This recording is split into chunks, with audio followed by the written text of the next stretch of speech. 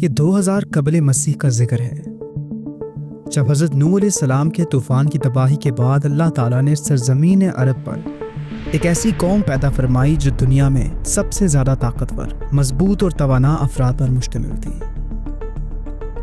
یہ لوگ جسمانی خوبصورتی، سرخ و سفید رنگت اور وجاہت میں اپنا ثانی نہیں رکھتے تھے۔ مال و دولت کی فراوانی، شاندار تہذیب اور ہر نعمت اور عیش انہیں میسر تھی۔ قرآن کریم میں ارشاد باری تعالیٰ ہے کہ ان جیسی کوئی اور قوم ملکوں میں پیدا ہی نہیں کی گئی۔ قوم عاد کے متعلق تفصیل سوائے قرآن کریم کے کسی اور مذہبی یا قدیمی تاریخی کتابوں میں نہیں ملتی۔ اس لیے اس قوم کی حالت کا نقشہ صرف قرآن کریم کے ذریعے ہی بن سکتا ہے، یا پھر ان آثار کے ذریعے جو ماہرین علم نے ان کے بارے میں حاصل کیے ہیں۔ ماہرین لکھتے ہیں کہ یہ عاد نام کا ایک شخص حضرت نوح علیہ السلام کی چوتھی نسل میں ان کے بیٹے سام کی اولاد میں سے تھا۔ چنانچہ اس شخص کی اولاد اور اس کی پوری قوم عاد کے نام سے مشہور ہو گئی۔ قرآن کریم نے انہیں ذات العمار یعنی ستونوں والی بستی کے نام سے یاد کیا ہے۔ ارم ان کا بہت خوبصورت شہر تھا جس کے آثار 1984 میں خلائی شٹل چیلنجر کی مدد سے دریافت کیے گئے ہیں۔ یہ علاقہ آج کل عمان کا حصہ ہے۔ بحرین عرب اور بحر احمر کے درمیان عمان، حضرموت اور مغربی یمن تک ایک وسیع صحرا ہے جسے صحرائے الحقاف کہتے ہیں۔ یہ دنیا کے عظیم صحراؤں میں سے ایک ہے جس کا رقبہ تقریباً 65 لاکھ مربع کلومیٹر ہے۔ اس صحرا میں سفید اور باریک ریت کے ہزاروں فٹ اونچے پہاڑ نما ٹیلے ہیں جہاں کوئی بھی چیز پھینکی جائے تو منٹوں میں غائب ہو جاتی ہے۔ کسی زمانے میں یہ دنیا کا سرسبز اور شاداب علاقہ تھا اور وہاں یہ قوم عاد آباد تھی۔ آج یہ خوفناک صحرا اللہ تعالیٰ کی کھلی نشانیوں میں سے ایک اور اہل زمین کے لیے باعث عبرت ہے۔ قرآن کریم میں ارشاد باری تعالیٰ ہے، کیا تم نے نہیں دیکھا تیرے رب نے عاد کے ساتھ کیا کیا، یعنی ارم والوں کے ساتھ، جن کی طرح لمبے ستونوں والی اور کوئی بستی ملکوں میں پیدا ہی نہیں کی گئی۔ بعض مفسرین نے لکھا کہ ارم عاد کے دادا کا نام تھا اور ایسا ان کے شجرہ نسب سے پتہ چلتا ہے۔ بعض ماہرین کا خیال ہے کہ ارم قوم عاد کے شاہی خاندان کا لقب تھا۔ حالیہ دور میں ایک شہر کے جو زیر زمین آثار دریافت ہوئے ہیں ان سے پتہ چلتا ہے کہ اس شہر کی فصیل پر 30 ستون یا مینار بنائے گئے تھے۔ کہا جاتا ہے کہ یہ شہر شداد نے خصوصی اہتمام کے ساتھ بنایا تھا، جو اس قوم کا بہت بڑا بادشاہ تھا۔ قد و قامت اور جسمانی قوت کے لحاظ سے دنیا میں اس کا کوئی ثانی پیدا نہیں ہوا۔ اس طرح اس قوم نے جس معیار اور جس انداز کی تعمیر کی، ایسی تعمیر اس سے پہلے دنیا میں کسی قوم نے نہیں کی۔ شاید اسی لیے یہ جگہ شداد کی جنت الارضی یعنی زمینی جنت کے نام سے تاریخ میں مشہور ہے، تاکہ لوگ آخرت کی جنت کے بدلے اس نقد جنت کو اختیار کر لیں۔ مگر جب یہ عالی شان محلات تیار ہو گئے اور شداد نے اپنے روح سائے مملکت کے ساتھ اس میں جانے کا ارادہ کیا تو ان پر اللہ تعالیٰ کا عذاب نازل ہوا اور وہ سب ہلاک ہو گئے اور وہ محلات بھی مسمار ہو گئے۔ اس اعتبار سے اس آیت میں قوم عاد پر آنے والے ایک خاص عذاب کا ذکر ہوا ہے جو شداد بن عاد اور اس کی بنائی ہوئی جنت پر نازل ہوا۔ ایک اور روایت کے مطابق عاد کے بیٹے شداد نے جب جنت کے نام اور خصوصیات کے متعلق سنا تو اس نے زمین پر ایسی ہی جنت بنانے کا ارادہ کیا اور عدن کے صحرا میں تعمیر کا کام شروع کر دیا، اور مسلسل 300 سال کی شب و روز کی محنت کے بعد دنیا میں ایک خوبصورت جنت بنا دی گئی جس میں شاندار محلات بھی تھے اور نہریں اور آبشاریں بھی۔ شداد کی عمر 900 سال ہو چکی تھی۔ ایک دن اس نے قوم عاد کے لوگوں کو جنت کے دیدار کی دعوت دی۔ مقررہ وقت پر وہ اپنے لوگوں کے ساتھ جنت کی جانب روانہ ہوا۔ ابھی شہر ارم کے عالی شان دروازے کے قریب ہی پہنچا تھا کہ رب ذوالجلال کے عذاب نے آ گھیرا۔ اس طرح شداد اپنی جنت کے ساتھ زمین میں ہی دفن ہو گیا۔ طوفان نوح کے بعد قوم عاد ہی وہ پہلی قوم تھی جو بتوں کے پجاری بنی۔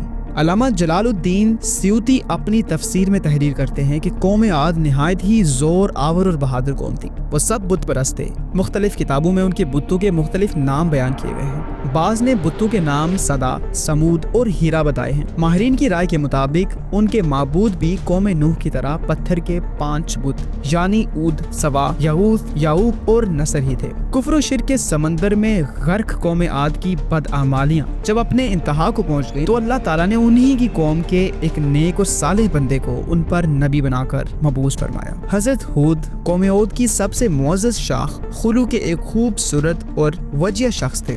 حضرت ہود علیہ السلام نے ان سے کہا، بھائیو ایک اللہ کی عبادت کرو، ان کے سوا کوئی تمہارا معبود نہیں۔ قوم عاد کے سرداروں نے جواب دیا، تم ہمیں احمق نظر آتے ہو اور ہماری نظر میں تم جھوٹے ہو۔ حضرت ہود نے کہا، میں رب العالمین کا پیغمبر ہوں اور اللہ تعالیٰ کا پیغام تم تک پہنچاتا ہوں۔ وہ کہنے لگے تم ہمارے پاس اس لیے آئے ہو کہ ہم اپنے ان معبودوں کو چھوڑ دیں جنہیں ہمارے باپ دادا پوجتے تھے اور صرف ایک اللہ کی عبادت کریں۔ اگر تم سچے ہو تو جس عذاب سے ہمیں ڈراتے ہو وہ لے آؤ۔ حضرت ہود علیہ السلام ان سے بہت زیادہ وعظ و نصیحت کرتے رہے، کبھی انہیں اللہ کی عطا کردہ نعمتیں یاد دلاتے تو کبھی عذاب الہی سے ڈراتے، کبھی طوفان نوح کی ہولناکیوں کا ذکر فرماتے، لیکن وہ غرور و تکبر میں اندھے اور بہرے بنے رہے۔ انہیں اپنی طاقت پر بڑا گھمنڈ تھا۔ ارشاد باری تعالیٰ ہے قوم عاد نے ناحق ملک میں غرور کیا اور کہنے لگی کہ ہم سے بڑھ کر قوت میں کون ہے۔ قوم عاد کے 13 خاندان تھے۔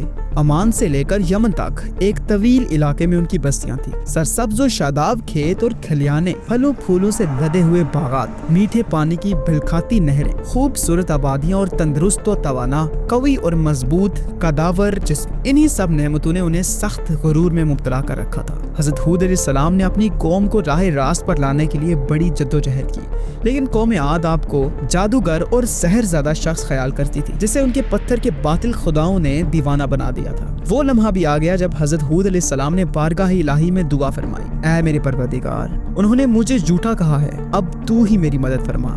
فرمایا اے نبی، یہ تھوڑے ہی عرصے میں اپنے کیے پر پچھتائیں گے۔ اللہ تعالیٰ نے اپنے نبی کی دعا قبول فرمائی اور قوم عاد پر عذاب کی ابتدا ہوئی۔ بادلوں کے فرشتوں کو حکم ملا کہ اب بارش نہ برسائی جائے، چشموں کے فرشتوں کو حکم ملا کہ ان چشموں اور آبشاروں کو خشک کر دو۔ دیکھتے ہی دیکھتے شادابی ویرانی میں بدل گئی، مویشی مرنے لگے، پھل اناج ناپید ہو گئے، پوری قوم خشک سالی کا شکار ہو کر بدحال اور پریشان ہو گئی۔ یہ سلسلہ مسلسل 3 سال چلتا رہا۔ نبی سے قوم کی یہ پریشانی دیکھی نہ جاتی تھی۔ مسلسل وعظ و نصیحت کرتے رہتے اور فرماتے، اے میری قوم، اپنے پروردگار سے بخشش مانگو، پھر اس کے آگے توبہ کرو، وہ تم پر آسمان سے می برسائے گا اور تمہاری طاقت اور قوت میں بھی اضافہ فرمائے گا۔ وہ کہنے لگے کہ اے ہود، تم تو ہمارے پاس کوئی ظاہر ہونے والی دلیل ہی نہیں لائے۔ ہم صرف تمہارے کہنے سے نہ تو اپنے معبودوں کو چھوڑنے والے ہیں اور نہ تم پر ایمان لانے والے ہیں۔ ہم تو یہ سمجھتے ہیں کہ ہمارے کسی معبود نے تمہیں آسیب زدہ کر کے دیوانہ کر دیا ہے۔ اس زمانے میں یہ دستور تھا کہ قوموں کو جب کوئی مشکل آتی تو وہ بیت اللہ شریف جا کر اللہ کے آگے آہو زاری کرتے اور ان کی مشکل رفع ہو جاتی۔ یعنی کافر قوم بھی اس حقیقت کو تسلیم کرتی تھی کہ اس ارض و سماں کی مالک ایک لافانی قوت موجود ہے۔ چنانچہ قوم عاد کے 70 سرکردہ افراد مکہ مکرمہ پہنچے، جہاں معاویہ بن بکر کی حکومت تھی۔ معاویہ کی ماں کا تعلق قوم عاد سے تھا۔ معاویہ نے ان کی خوب آؤ بھگت کی۔ وہ لوگ 1 مہینے تک وہاں رہے اور بارش کے لیے دعائیں مانگتے رہے۔ دعا کروانے والے سردار کا نام کیل بن عابر تھا۔ اللہ تعالیٰ نے ان پر 3 رنگوں کے بادل بھیج دیے، سفید، سرخ اور سیاہ۔ پھر آسمان سے ندا آئی کہ ان میں سے ایک کو منتخب کر لو۔ کیل نے سیاہ بادل کو پسند کر لیا کیونکہ وہ خوب بارش برسانے والا تھا۔ پھر ندا آئی، تو نے ہلاکت اور تباہی کو پسند کر لیا ہے۔ چنانچہ اللہ تعالیٰ نے سیاہ بادلوں کو قوم عاد کی جانب بھیج دیا، جسے دیکھ کر پوری قوم خوشی کے نعرے لگانے لگی۔ ارشاد باری تعالیٰ ہے، پھر جب انہوں نے اس عذاب کو دیکھا جو بادل کی صورت میں ان کے میدانوں کی طرف آ رہا تھا تو کہنے لگے، یہ تو بادل ہے جو ہم پر برس کر رہے گا۔ تو اللہ تعالیٰ نے فرمایا، نہیں، بلکہ یہ وہ چیز ہے جس کے لیے تم جلدی کرتے تھے، یعنی آندھی، جس میں درد دینے والا عذاب بھرا ہوا ہے۔ ہر چیز کو اپنے پروردگار کی حکم سے تباہ کیے دیتی ہے۔ پھر وہ ایسے ہو گئے کہ ان کے سوا کچھ نظر نہ آتا تھا۔ گناہگار لوگوں کو ہم اسی طرح سزا دیا کرتے ہیں۔ اللہ تعالیٰ نے یہ عذاب 7 رات اور 8 دنوں تک مسلسل جاری رکھا۔ اس آندھی نے کسی جاندار کو زندہ نہیں چھوڑا۔ غاروں، پہاڑوں، گھروں، محلوں، خیموں اور ٹیلوں کے اندر سب کو فنا کر ڈالا۔ حضرت ابن عمر رضی اللہ تعالیٰ عنہ سے مروی ہے کہ آپ صلی اللہ علیہ وآلہ وسلم نے فرمایا، وہ آندھی جس کے ذریعے قوم عاد ہلاک ہوئی، اللہ تعالیٰ نے ان کے اوپر صرف انگوٹھی جتنی جگہ کی مثل ہوا چھوڑی تھی۔ اللہ تعالیٰ نے اس خوفناک آندھی سے حضرت ہود علیہ السلام اور ان کے ساتھیوں کو محفوظ رکھا۔ ایک مرتبہ حضرت عائشہ رضی اللہ تعالیٰ عنہا نے آپ صلی اللہ علیہ وآلہ وسلم سے دریافت کیا، یا رسول اللہ، لوگ تو بادل دیکھ کر خوش ہوتے ہیں کہ اب بارش ہوگی، لیکن آپ کے چہرہ مبارک پر تشویش کے آثار نظر آتے ہیں۔ آپ صلی اللہ علیہ وآلہ وسلم نے فرمایا، اے عائشہ، اس بات کی کیا ضمانت ہے کہ اس بادل میں عذاب نہیں ہوگا؟ जबकि कौम आद हवा के अजाब से हलाक कर दी गई थी। उन्होंने भी बादल देकर कहा था कि ये बादल है जो हम पर बारिश बरसाएगा। परवरदिगार आलम ने कुरान करीम में कौम आद की तबाही के मुतालिक जो वाक़यात फरमाए हैं उनका असल मकसद यही है कि उम्मती मुसलमान इनसे सबक हासिल करे। अल्लाह ताला ने कौम आद को ताकत और कुव्वत, माल और दौलत, शान और शौकत समेत दुनिया की हर नेमत अता फरमाई, लेकिन जब उसने नाफरमानी की और अपने नबी की बात मानने से यकसर इनकार कर दिया तो अल्लाह ताला ने उसे नीस्त और नाबूद कर दिया। हम सबको भी इनफरादी और इज्तिमाई तौर पर अपने रोजमर्रा के मामलात का जायजा लेते रहना चाहिए कि कहीं हम जानबूझकर या अनजाने में अल्लाह और उसके नबी सल्लल्लाहु अलैहि वसल्लम की नाफरमानी के मुर्तकिब तो नहीं हो रहे। आइए हम सब दुआ करते हैं कि अल्लाह ताला हम सबको कल्ब सलीम अता फरमाए और कुरान और हदीस पर चलने की तौफीक अता फरमाए।